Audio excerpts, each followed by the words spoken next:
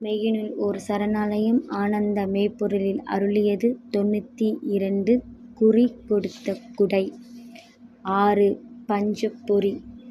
மனித தேகத்தின் பஞ்சப்பொறி உள்ளது. அது மறைமுகமாகவே உள்ளது. மறைமுகமாக உள்ள பொறியைத் தூண்டுவதற்கு அப்பொறியைத் தூண்டி விளக்கி ஏற்றும் நாளே ஜீவன் உபதேசம் பெற்ற நாள்.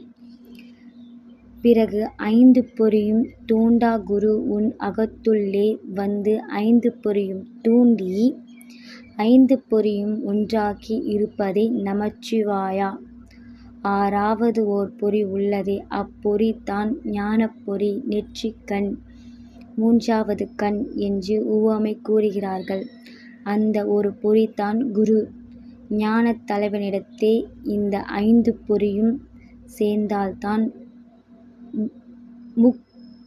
மூக்குக்கீழே மூச்சு ஓட தவம்